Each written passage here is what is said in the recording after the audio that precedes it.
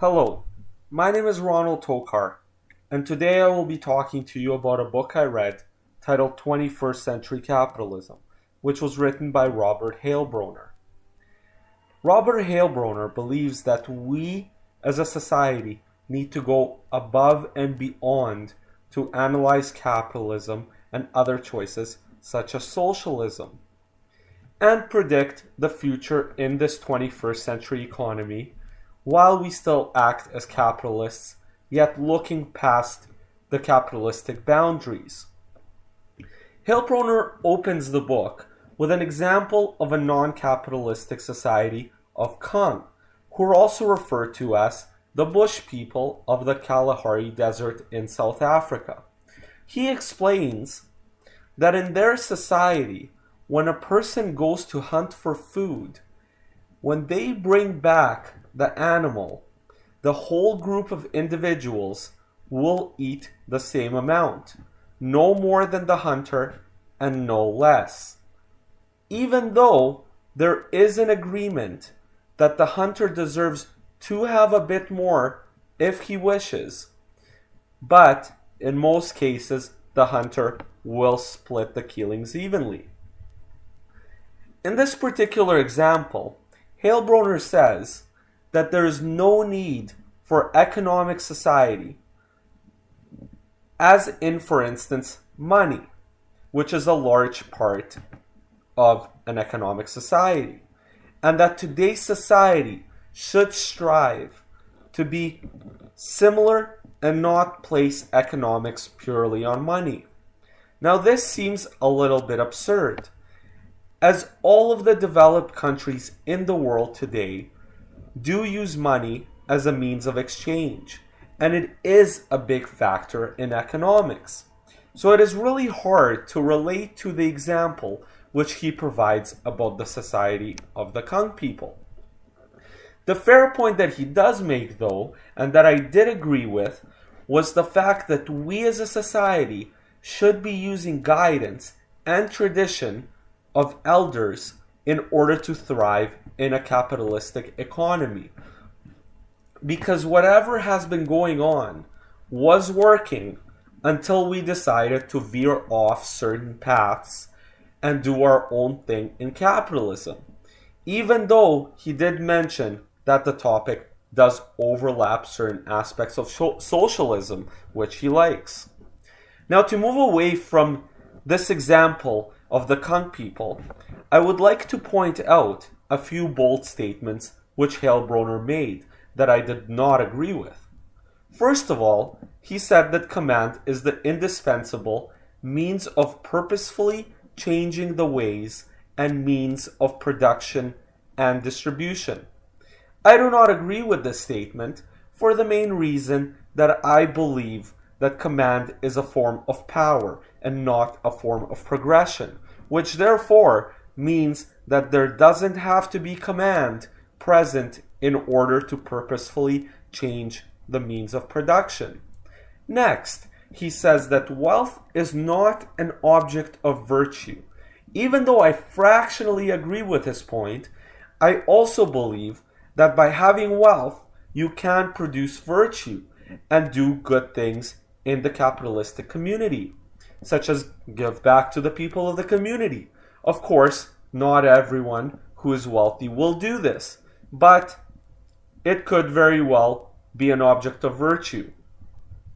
The last interesting point which he makes is that each capitalist seeking to expand his scope of operation soon leads to the collision of capitalist against capitalist that we call competition these days. And we can see that Karl Marx, who was quoted in Heilbroner's book, also says that one capitalist kills many.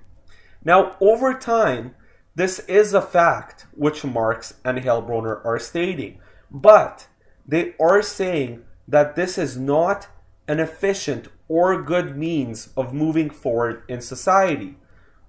They say that we need to have all capitalists working together to achieve a certain form of government. The only issue that I have with this point is that I believe that the fact that we have that sort of competition is exactly why our society leads towards new ideas and innovation. Because each person, as Hellbronner said, attempts to outdo their neighbor, which lies similarly in the same context as evolution, which ultimately means that the strong survive and the weak die off.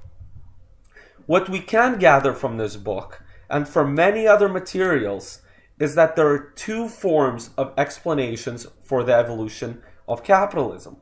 One includes politics, such as the government, and the other is technology, which is a large reason for the evolution, since with more advanced technologies, it reduces the need for workers, which in turn affects politics, and which ultimately affects capitalism. But that is just one broad topic out of many that can be covered. Now, as long as we drive to accumulate capital constitutes capitalism's vital principle, we will not be able to have success without failure, or failure without success. And that is a very important note which we need to take when thinking about capitalism. But it is very hard to affect or change the vital principle of capitalism, which therefore means we should be adapting to this capital drive that we as a society have. And in turn, while adapting, we can tweak certain things, like what is more important, capital or people? Even though many would argue that capital could very well be people.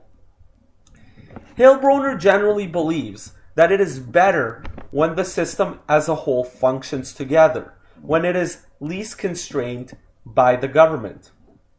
As we can see in John Keynes' view, who is a well-known economist for his encouragement on modern economic views, says the opposite of Hellbronner. Keynes says that we should be utilizing the government system so that we can keep everyone in line and make sure that everything is working properly. And I think that Keynes is on point. But it will be hard if we want to have multiple governments joining together to form a consensus and work together, which is what Hellbronner is trying to say. In spite of all Hellbronner's criticism about capitalism, he believes that capitalism will survive in the 21st century as long as we make the necessary improvements, which are not all exclusively associated with capitalism. And to conclude, from my perspective, I agree with Hellbronner, even though he does make several bold statements which I do not believe are ideal. But what I do agree with is that capitalism will survive in the 21st century and for many more generations to come, if we're able to somewhat analyze trends and move towards a more stable economy and try to prevent certain events such as any stock market crash that we've had in previous generations. Thank you very much.